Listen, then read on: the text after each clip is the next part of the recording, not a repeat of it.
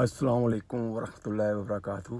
मेरा नाम अंजुम नवीद है ते मैं अपने चैनल का जिहड़ा नाम रखिया है,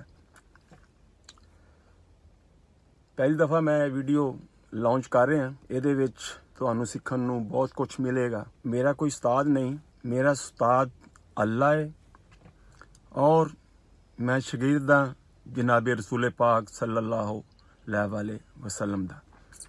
मेरी इस वीडियो बनाने का जिहड़ा मकसद है ना कि मैं अच्छियां गल्लां डिलीवर करा, अल्लाह दी मखलूक दा तल्लक अल्लाह ना जोड़ा, जनाब रसूल पाक सल्लल्लाहु अलैहि वसल्लम दी जिंदगी ना जोड़ा।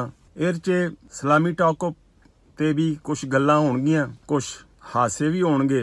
कोशिश की जाएगी कि मेरी वीडियो तो तुहानू खुशियां ही मिलन, कोई दुख ना मिलन। और माशरे की भी अक्कासी करांगा, पर वो वीडियो डाउनलोड नहीं करांगा जिहदे नाल माशरे च बुराई फैले।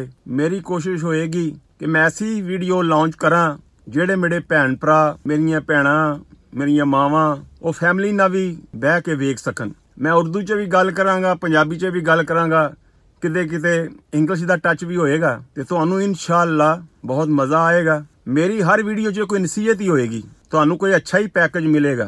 अगर मेरी कोई गल तुहानू अच्छी ना लगे तो तुसी मैनू अपनी राय दे सकते हो, क्योंकि मैं एक शागिर्द हाँ, एक स्टूडेंट हाँ, मैं सीख रहा। तो जिहड़ा आदमी सीखेगा वो गलती भी करेगा। तो तुसी मेरे लिसनर रहो, तो जिथे ही मैं गलत होवां तुसी मैनू राय जरूर देनी है, अपनी राय का इजहार जरूर करना है, ताकि मैं अपनी उस गलती नू दूर कर सका। ते मेरी अगली वीडियो जो मैं लॉन्च करने वाला वो इनवान है मां दी अपनी औलाद नाल मुहब्बत। ते उस वीडियो का तुसी इंतजार करो।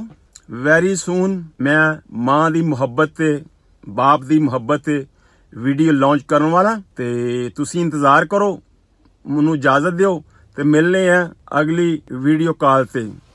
रब रखा।